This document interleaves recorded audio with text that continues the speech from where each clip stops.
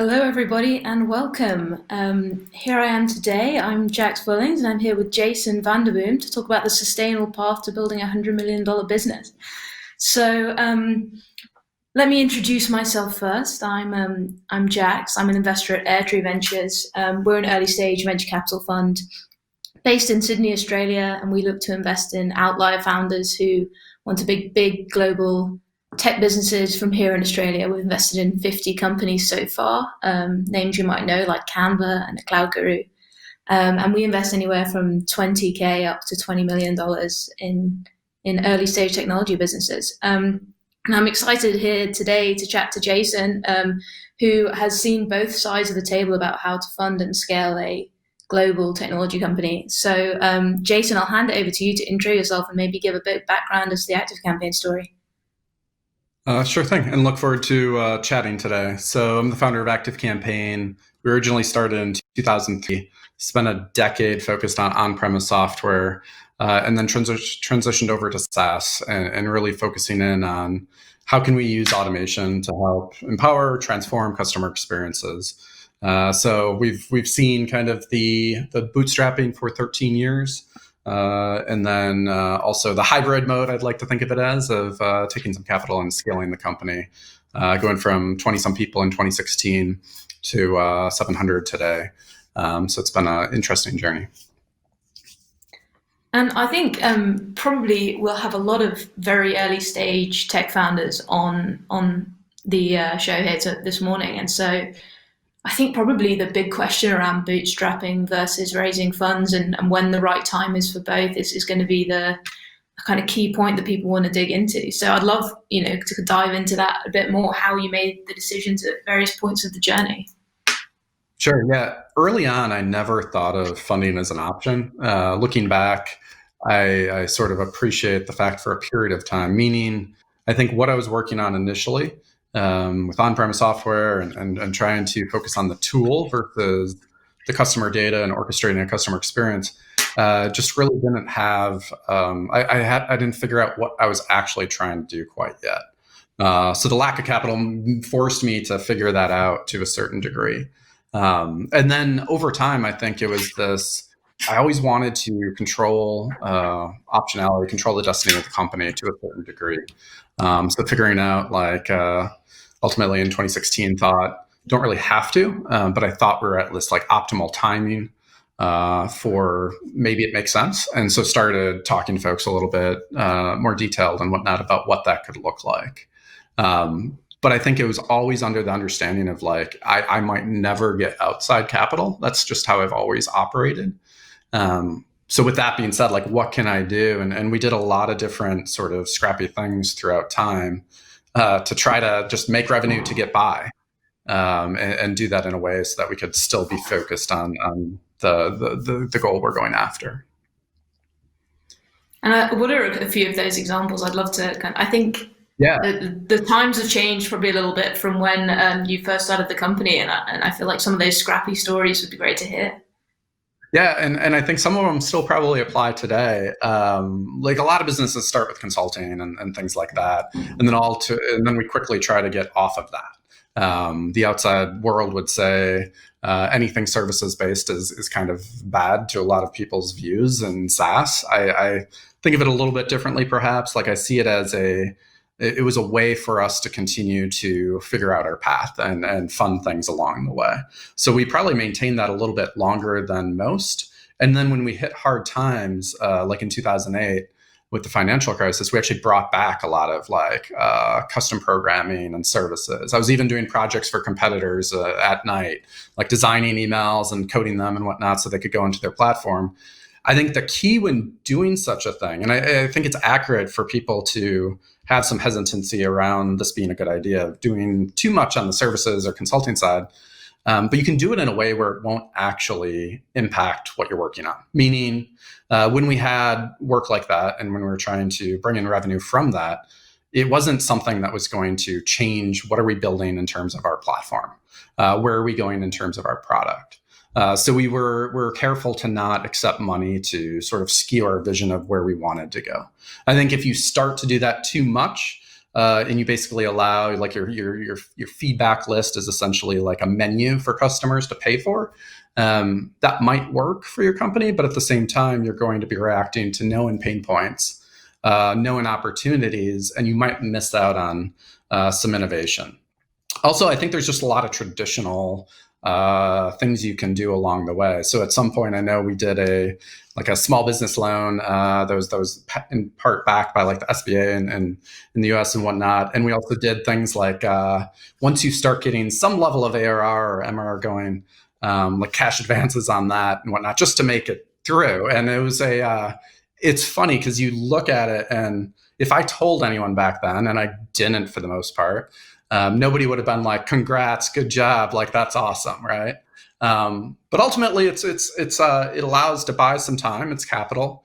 It's less perhaps intelligent capital. Like you're not getting necessarily help on things, but it is an avenue that people should be thinking of, and not thinking that it's like a bad path. Because at the end of the day, like whether it be funding or no matter how you get capital, like you're going to have to pay it back in some form. So you can think of everything as like a loan in a way. So you might not celebrate it as much, but I think it's still a positive path to look at.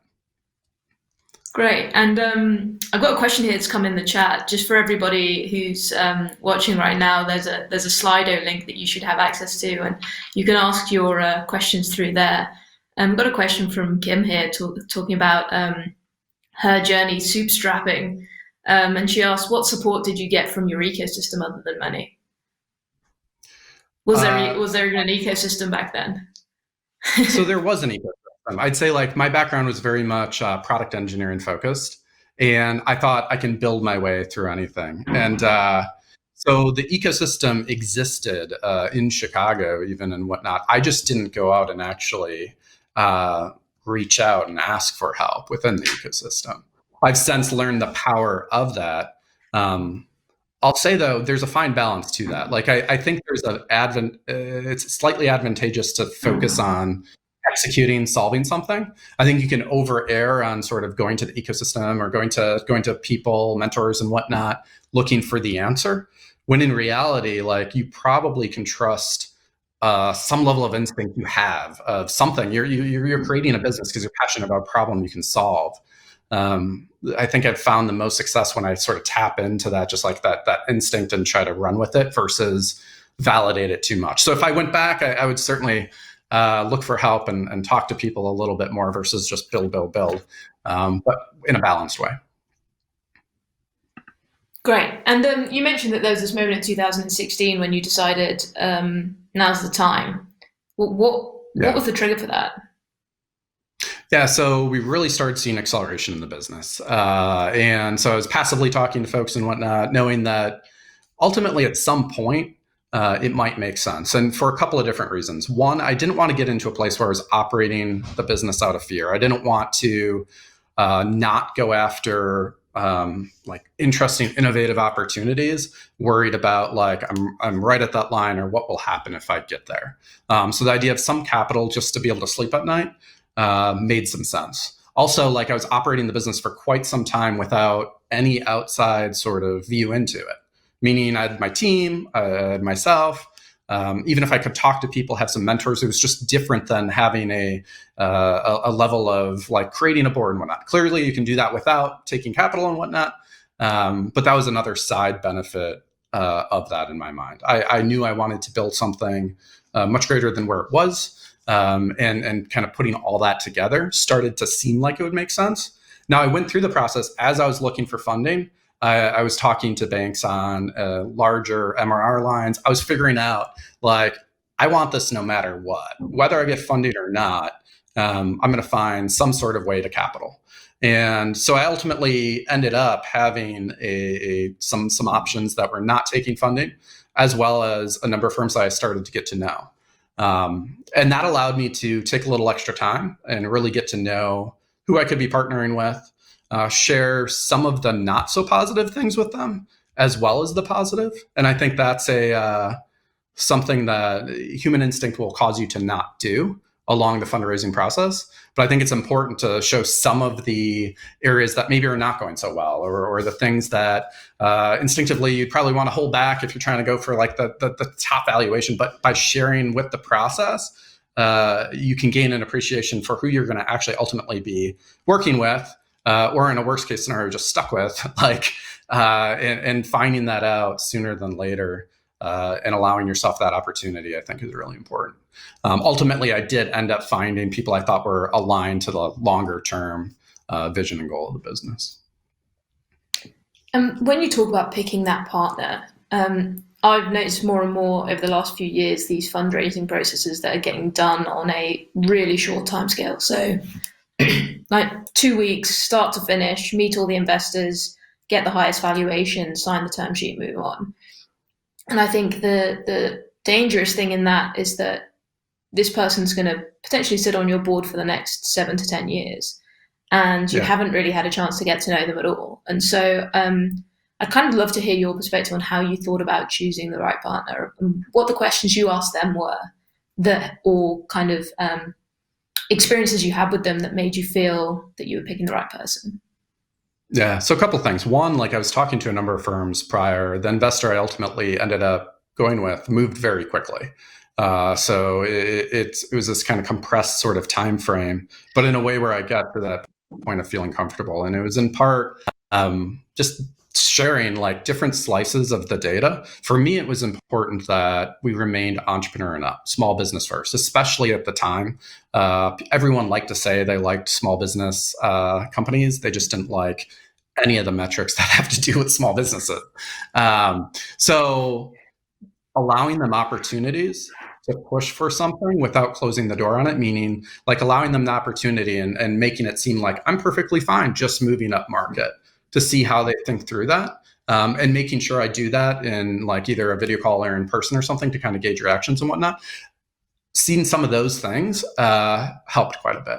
Also sharing some of the not so great parts, right, to see how they react and whatnot. Even if it was a compressed time frame, still did that. Maybe it was to a disadvantage in the end from a valuation standpoint or whatever. Like maybe I could have gotten a little bit more, but I'd rather have someone that I feel like can actually understand and work through things, and understand like they're discounting whatever you think about the business. They know there's something in there that can be improved. So you might as well be upfront with them. I also found some portfolio companies that were not necessarily doing very well, and I try to talk to as many people there as possible.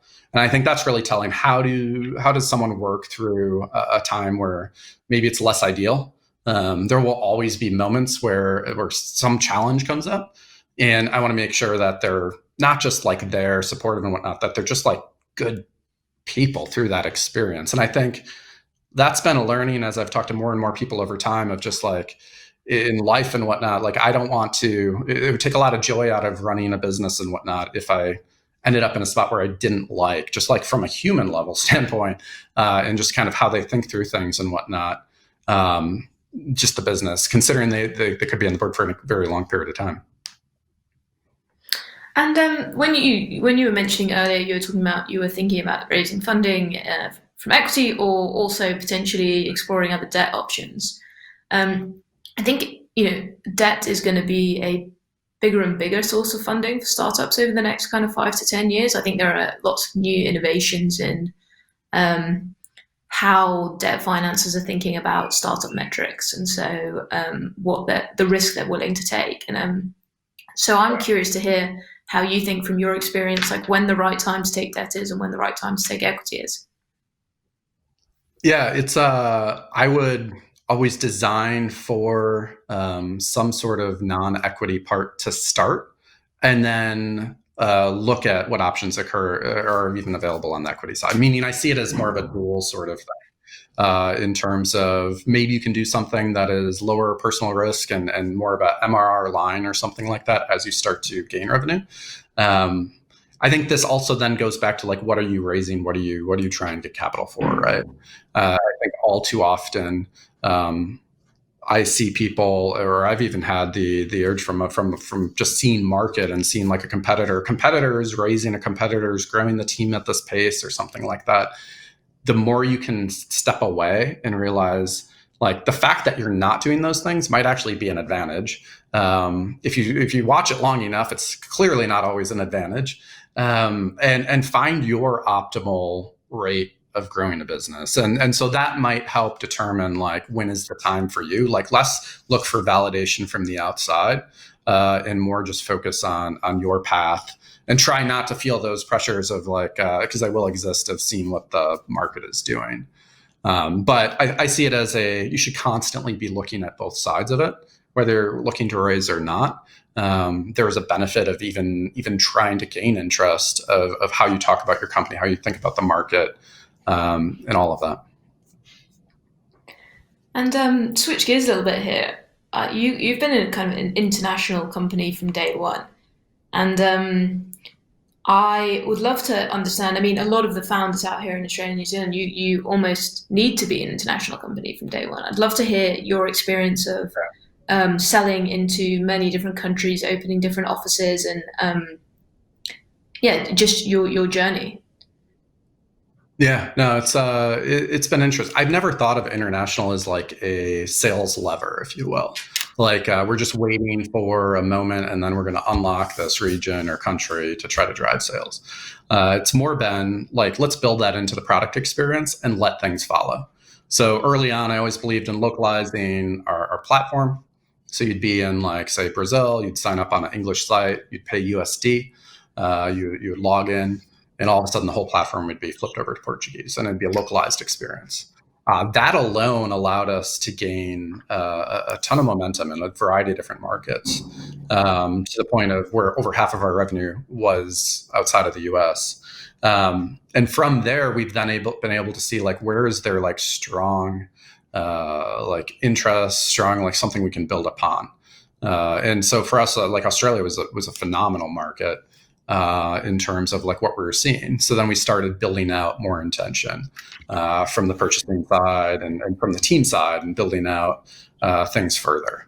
But doing it in a way where it's not like we're thinking about like, a market is going to get us X, Y, or Z, but more just tapping into a lot of different regions and allowing them to sort of grow at whatever rate makes sense naturally and organically.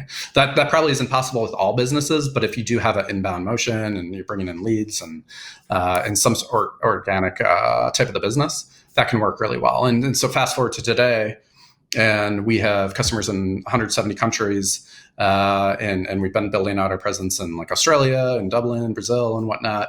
And so I feel like we're still just getting started, despite all of the international presence. And I think it speaks to the idea of it doesn't have to be complete day one, meaning just localizing the platform to start or just doing pieces at a time. I think a lot of people would look at that and say it's incomplete. It's like, if you're going to go and focus on a market, do it, end to end. And I would argue if you do that, you're going to be focusing on very few markets. There's no such thing as complete. Typically, you're never completed with the customer experience in any region. So you might as well just start making progress and start seeing like, what does that region, country need? Because what we found is the needs are quite different depending on the locale. So I think it's a powerful thing for a business, both in the way of growth over time, if you allow it to be more of a long-term growth strategy versus we're going to go to this region and get X dollars on such and such date. And one of the hard things about moving internationally, particularly if you're setting up offices and hiring people, is kind of managing culture across time zones, across locations. How are you thinking about kind of managing culture all across the world? Yeah, it's a good question. And I don't think we have it fully figured out by any means, but like we're trying from a variety of different ways. There's certain values that no matter where we are, must ring true for ActiveCampaign. So setting those, but then also allowing the culture to adapt regardless of the region and location, not trying to stay static in that regard. When we think about a new region or whatnot, we usually have a blend of like, let's find people to help lead there, as well as have people from one of our other hubs go there for an extended period of time to sort of infuse some of that internal knowledge and whatnot. And then from there, it's this like, how do we create more and more communication? Like it's with the changes of how we all are working and whatnot, like it's even more important now. It's like it's not a international sort of challenge or not, which I think is a good thing in the end. But how do you build that out further and further? We decided to start with Australia, which was probably the hardest because there's just like exact opposite time zone. Like we were thinking, there's a clear argument to start with EMEA first, but we really like going and trying to challenge the harder opportunity first, because I think from that you just learn a lot more. So it's still learning day in day, but I think it really helps build out culture as a whole by just having a presence outside of a singular place anyway. I think one of the funny things I've read online recently, which I think is very true, is everyone's so excited about new remote work collaboration tools, but actually nobody who is working remotely cares about what specific tools you're using. It's the processes that you have in place to enable that communication. So I'd love to hear, on a more tactical level, how you think about communication for people who aren't in the same place as each other.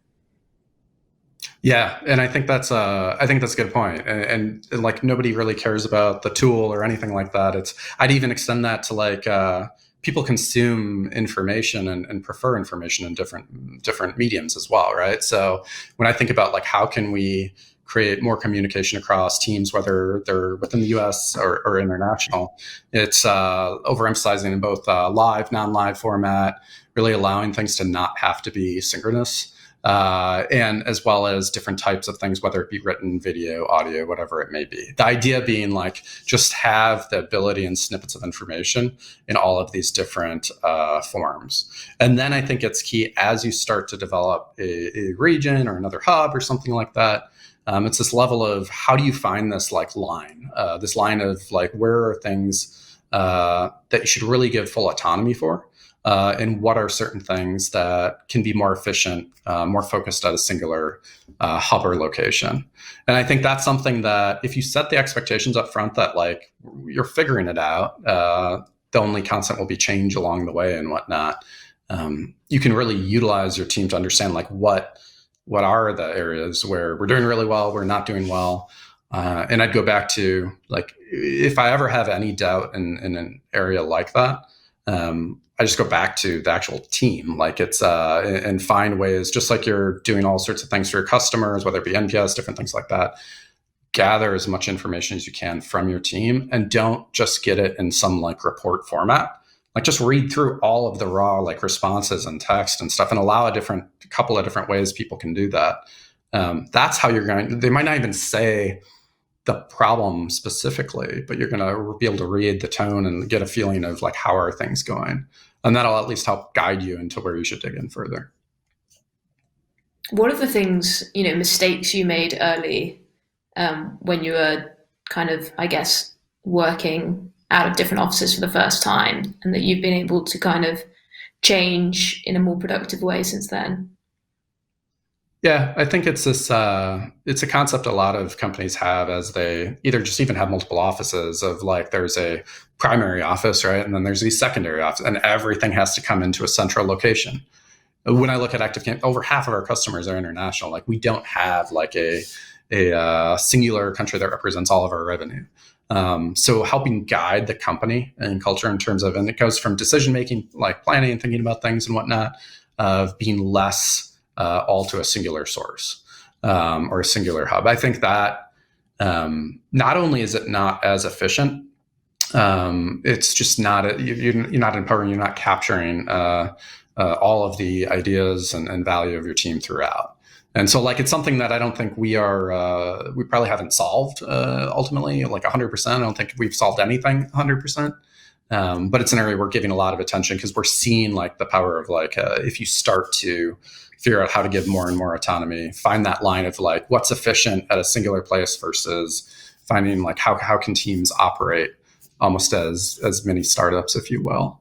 That's pretty exciting. Nice. And kind of staying on the point of culture, you hit this kind of, I guess, inflection point a few years ago where you really started to take off by the sounds of it. And And I imagine that meant you were hiring very quickly. And so, how have you managed to maintain culture as you've scaled? Yeah, no, it's a good question. I think it goes back to allowing the culture to adapt. Like if the company when we were 20 people is different than 150 than it is 500 or 700. Um, Being upfront with that, I think, and just being transparent about that is a healthy thing. Also, a lot of people would look at the company and say, in the past couple prior years, we should have grown much faster. There was opportunity. It would have been possible via capital. Like it's like all signs point to why didn't you move, more quickly. I firmly believe that a company has like a rate at which it can grow. And that's unique to each and every company, meaning like at a certain rate of growth, the level of chaos, which I think is healthy to a degree, becomes so chaotic that it's going to get in your way, right? And that's a disservice to your team, to your customers, to your whole idea. And so finding that, and so there's been times where we've actually throttled back on hiring. Like it's just like we need to get more framing in place. We need to be thinking about, we're hearing from our team or signals and from our customers of like, let's focus on these areas and get them right before we continue to go. That takes a level of self-control, if you will, because the market, your competitors and whatnot will be making you feel like there's no time for anything. You must move, or the opportunity is going to be gone. I think that idea of like there's time to opportunity, while in part true, is kind of emphasized to founders and to startups more in a lot of cases, not all cases, but more than it probably should be. You look at ourselves, we're building a category, customer experience automation. It's directly going against marketing automation and a variety of other sort of categories. These are like categories that have been around for a long time. There's giant incumbents. I remember years back describing it, and people were like, "Great! Like you're going against X, Y, and Z. You're going to need a ton of capital, and they already have the market." If you follow your like instincts, and if you find that like some form of innovation that you can really pursue, like there's an avenue in so many different areas of types of businesses that I think time is an element, but like it can be overemphasized. Were there any specific kind of rituals or kind of practices you have as a company that helped kind of, I guess, translate that internal culture to new people quickly so that while the culture is always evolving, you kind of retain that core? Yeah, I think there's a couple things. It's around like um, iteration is a common theme at ActiveCampaign. Is trying to find pieces of things, and so we routinely surface examples of when did we do that successfully, when did we not. Even as basic as like how we named the company. I just used a domain name generator and found a domain and went with it. And then I have more recent examples of like where we're looking for a domain name for something, and we spend like a months like talking about things and stuff. And it's like, so it helps surface the idea of something that I feel like is critical for innovation and growing. And so I think there's things there. I think there's also on the customer side. So I like to think of ourselves as customer first. And so I need everyone thinking about like, what is the impact of the customer through all things? Part of how we do that is surfacing actual customer feedback throughout the organization and not just trying to have only a voice of a customer report or just like numbers and data, but like actually getting some of that just like raw text out to people. So if there's a product team working on something, I would love for them to have even just a couple messages that they see from a customer, highlighting a pain point, highlighting an opportunity. We should have a team that can help like kind of focus those in and provide them. But you start to relate to who that customer is. And then so we've taken that, and whenever we have like a large company update meeting or whatnot, we bring a customer to that, or we bring a customer story to that. And intentionally, we try to make it oftentimes a customer that's outside of one of our popular known markets. And we spend some time talking about that customer unrelated to ActiveCampaign, and then start to talk about like, how did they actually find ActiveCampaign? How did they buy it? How did they go through that process? Highlighting steps along the journey that different teams, different people had a part in. And so that starts to help highlight, how everyone has some sort of a role to play in this end-to-end customer experience. And I think that's a really powerful thing. If someone understands who is using the platform, like what is their life like outside, like how did it impact it? it provides a level of value that's hard to get from just like data or a generalized report. I love that. I love the idea of bringing in a customer and then talking about all the different areas of the company who touch them on their journey. I think that's such a great way to make people feel like their work has impact. That's wonderful. We had one. Yeah. I was just going to say we had one recently, in one of the recent ones, and it was like we highlighted every single person that interacted, and it was like 20-some people or something throughout the company, and it's just pretty amazing, like how you can blend the automation and human touch with the customer journey. So one of the things that I noticed when I was working at the startup I was at back in London was how hard it is to, even when you're not that big, to start opening up the communication channels between product, customer success, sales, and like making sure that kind of voice of the customer and the feedback is continually coming through across all of those teams and that they're all fully informed. I mean, do you have any kind of ways in which you manage that? I mean, you kind of started to highlight it in that story before, but it feels like an area where it's really important and not done that well at the moment. Yeah, no, it's a challenging thing. And I think it probably differs by the business. I would say instead of trying to overthink like what's comfortable, just force customer interactions to happen. It's really easy to have that happen in less positive experiences, meaning like if you take a simple like process for if you have customers that are potentially going to leave, and you ensure that there's a way of like get your product and technology leadership, your success leadership. And so we've had it in a way where we have a ton of different leadership throughout the company on a call, and the account, like the value of the account from a quantitative standpoint doesn't matter as much. And like you probably have to figure out a way to scale this and whatnot. But I think there's a power of that as well of like, even if the account is maybe spending $20, $40 a month or something, if it's a critical type of issue, let's bring people in to understand it. Because the thing is, even if it is, regardless of contract value, it's likely to impact others as well. And I think there's a power of thinking about customers without any revenue attached to the topic talking about them. Makes total sense. And you've well known as a kind of product-led growth company. I guess, do you have any advice for founders who want to build a kind of bottoms-up go-to-market model which is led by product? Yeah, I think there's a couple things. One, you have to ensure like you can actually stay that way. So early on, we just made it a sort of a rule at ActiveCampaign. We won't have any customer more than 0.5% of our revenue. What that means is like it's up to us to figure out what we're going to design, what we're going to build next. I think it's also like collecting all that tone of the customer and like where are pain points and where are opportunities, but actually not doing all of it or not treating it like a roadmap. Meaning you're looking for things that may solve for some of those things that are being surfaced, but somewhat indirectly. I'd also say, like, if you're truly trying to be product-led and trying to create that type of company, you have to be doing things that sometimes don't make a lot of sense. Meaning I get a lot of like excitement around innovation when we have some of our own team and our customers pushing back on like, why are we doing something? Now, sometimes that may be like they might be totally right, and we've had that, and then we have to go back, and that's why we have to iterate quickly and figure out. But like, you have to have something that's pushing the bounds. If people are not questioning it internally and externally, you're not probably pushing on innovation enough.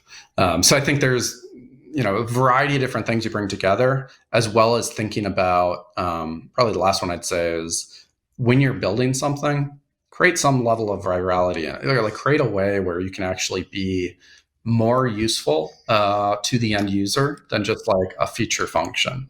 So what we do is we bring like the idea of recipes and the idea of like these different business processes someone could implement. But instead of just like providing that ourselves, we allow customers to share it, like create ways of like allowing someone to have an aha moment of something they're building in your product and then be able to take credit for that externally.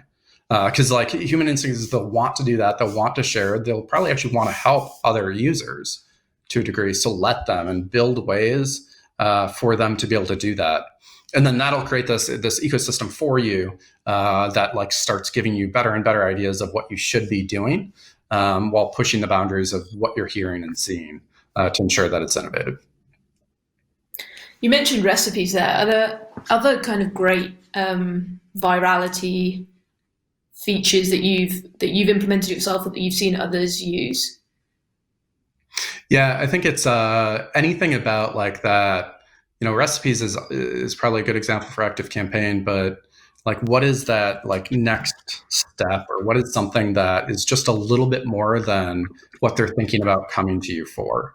I think that's just such a powerful thing to just continue to lead them to the next piece, if you will. And so that can be different for a lot of different businesses. I think extending the reach of who they can show a result to. So when I think about how do we make our customers successful or users successful, there's an element about execution, getting the job done, improving the customer experience. There's also an element of how do they prove that? How do they prove that to themselves, maybe to inside their internal organization? How do you make that end user here are some successful within where they are? And then that creates a level of, then there's exposure to people around them. And then that helps create, one, ensures that the product can stay with the company, even if that person leaves, and two, can create some mini level of virality. I think all too often we talk on the topic of like, how is something viral, and expect it to be like a hashtag level, like viral, like something that's so big. I think there's a real opportunity if you think about it in just these smaller pieces to create these little moments here and there. And if you can find those, if you can start to amplify those, whether it be in product, whether it be actually blending a little bit of human touch outside the product as well, to help amplify and spread that, that can be a real growth mechanism for you, and something that can truly scale as well. How do you think about growth as a role within the company? And growth is one of the hardest things to hire, certainly here in Oz. How do you think about who that person is and where they sit within the organization? As far as like who's responsible for growth or helping drive growth or whatnot? Yeah, so I guess in a product led growth company, you'll often have the growth people sit with product and engineering and be a more technical type person versus in a more kind of sales led culture, for example. Yeah. Yeah. So what does that mean within your company, or who is that person within your company, and where do they sit? Yeah, it's a good question. I see of growth as like a responsibility of across the organization, just like the customer like is spread across the organization. So I think there's definitely a when I think of like what is success within product, and as we think about like our product org and whatnot, like we're focused on like how do we create that like self-serve viral growth. At the same time, I want to have another whole path of things being done more on the marketing side, as well as like, I think it kind of goes to this, perhaps it's a slightly different topic, but of focus is important for an organization, but extreme focus I think can hold you back. Meaning at all times, I want to have the optionality and multiple paths of things going on. So I'm not just banking on growth and creating growth through product, but I'm also doing that through marketing, through sales. Obviously, you have to pick and choose a little bit. Like you can't probably do like 100 different things. But I think pushing back on that notion, and it's a human instinct to want to focus, thinking that focus and refining is the key to the best result. But if you can find optionality, do a couple things, try to iterate quickly and find the winners, and just not fall in love with just like certain things that you started invested in, I think you can actually create more growth for your company and have more sustainability as well. And do you have any great near-death stories that you can tell founders? I feel like the so often these conversations sound like an inevitability around, we iterated our way there and now we're a huge business. We raised $100 million and everything's wonderful. I think it'd be great to hear some of the more gnarly stories on that journey to kind of allow people to feel like they could also be going through that journey on the way to success. Yeah, certainly. And I think that's probably something that deserves a lot more attention out there as well, because I think everyone has a ton of them. For myself, I think the clear example would be 2008. We were on premise at the time, but similar sort of like we're selling software and whatnot. We were selling larger contracts at the time, so call it $550,000 a license. I got married that year, went on honeymoon, came back, and the business was all of a sudden like not making money. And it wasn't getting better. The small businesses we were working with were impacted. We didn't have reoccurring revenue to lean on, and we needed to find a way to just survive. So I just started really racking up lots of credit cards, maxing that out pretty much completely, and really focusing on the customer. And so like, we'd be working all day. We were trying to really swarm on like, how do we help our customers now? How do we help them be successful? Hopefully they'll spend more money too. And then at night, I would just have a computer with live chat on in the product on the site. And like, as long as I could make it every single day, waiting for a ding, and didn't matter what someone was asking, service support, don't care, just be there for them and help. While I was doing that, I was like, that was the example I gave earlier of like doing email templates for competitors and whatnot, doing any sort of projects there. I wasn't happy about it. I was actually embarrassed about all the work we had to do, and doing work for a competitor especially wasn't exactly fun. But it got us through there, and we did it in a way where it didn't necessarily change what are we building and where are we going. To bring it closer to like COVID-19 and this year, like it gave me a little bit of a flashback initially of like, oh, this is going to be a hard situation. So what do we do? And so instantly it was looking at all the data, but then also like swarm on the customer experience, meaning we moved a bunch of people to be there to help our customers faster than ever. We took a lot of ideas, and moments like that are a good opportunity and moment to like, if you have a bunch of ideas of something you're looking to do for your customer, like just bring them forward and have the team rally behind like, we're going to be there for our customer. We're going to try these things that we've talked about for like a year. We're going to try them like next week now. And by doing so, I think it's been very helpful in this situation and sort of helping transform and helping people operate through this time. And how did you manage? I think those kind of crucible moments can bring a team together. And you always feel like you're kind of you've been through war together. How did you kind of communicate to the team and make the team feel, I guess, safe during both, I guess, 2008 and in COVID-19? Yeah, I think it's I don't think I did a really good job in 2008. In 2008, as a founder, I took it all on myself. Nobody in the real company really knew like what we were necessarily going through. I think that was a mistake. I think the having a little bit more like transparency and whatnot, you can bring some of the genius from your team to figure out a way through. With this year, I'd say just like being transparent, authentic about like like what is going on, where are some highlights, but also some potential pain points.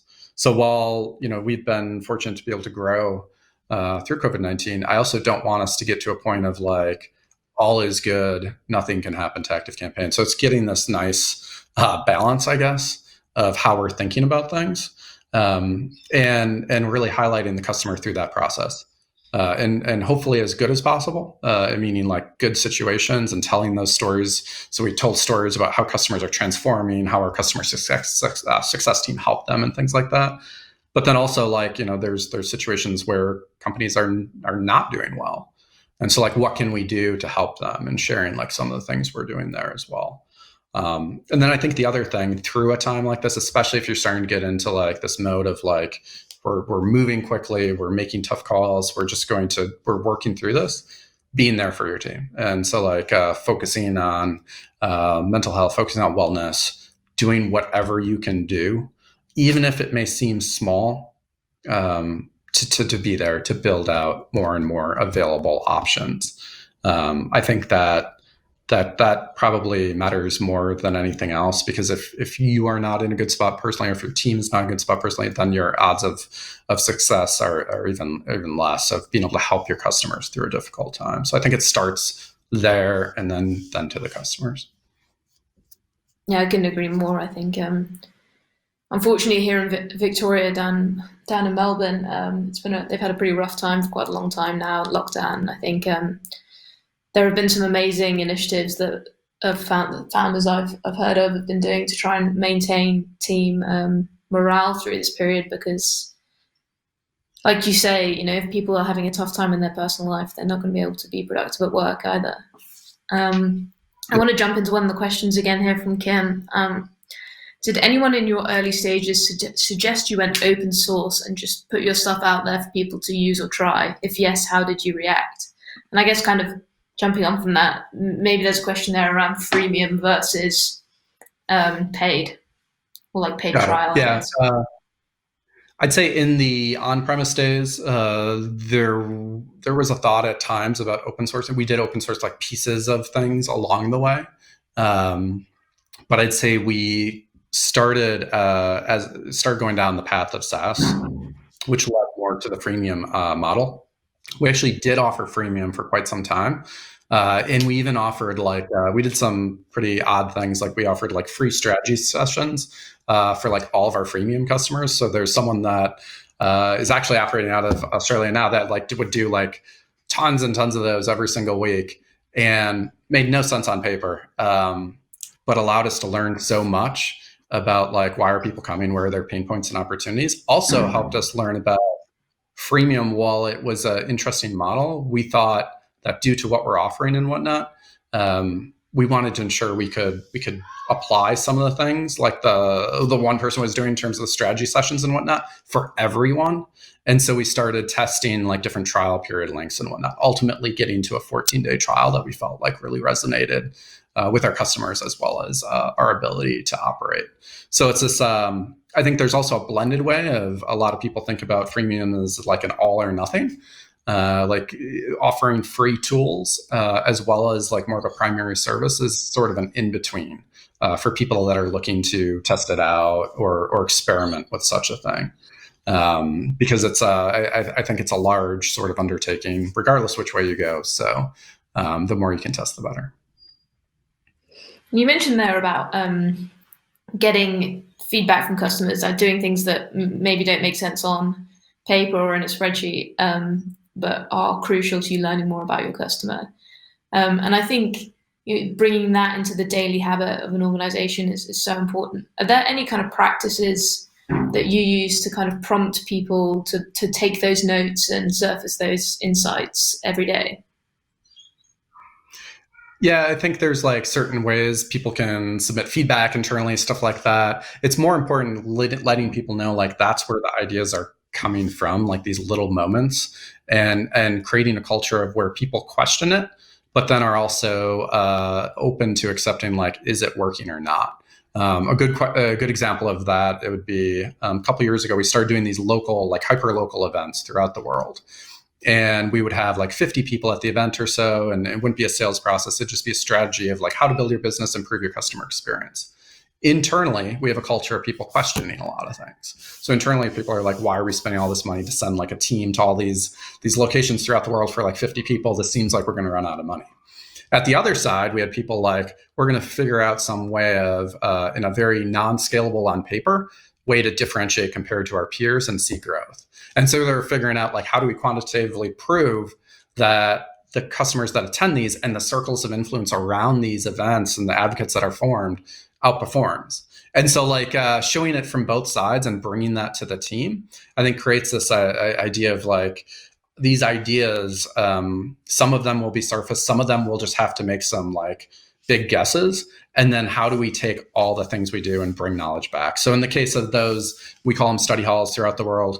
Now they're all virtual. We try to bring those like learnings, and we actually sample different things in terms of where we're going in terms of the product and guide to those events. So it's all this connected customer experience that really all comes back to fueling, like, what are we building? What's the next like theme of pain points and opportunities we can solve for? Great. Well, it looks like we're coming up to time. Are there any kind of final parting words you'd like to share with the audience? Yeah, no, I think we covered a lot of great ground. I think especially early on, and I go back to like, I think the biggest struggle I've had personally, and so it may or may not apply to anyone else in the world, but like, is just looking at everyone else and not trusting my own instinct. And that can hold you back. that can make you do things that maybe you would say like it's not the right time for, or it is the right time. Just decision making around what you're building in your product. Allow you to trust your instinct, allow your team to, and build upon that versus just trying to follow someone else. I think by doing so, you have the room for more innovation, more growth, and quite frankly, hopefully it should be a more exciting experience and fun as well along the way. Great. Well, thank you so much for your time. I've really enjoyed chatting to you, and I'm sure everyone else has enjoyed the conversation. Thank you. Awesome. Thank you so much. Appreciate it.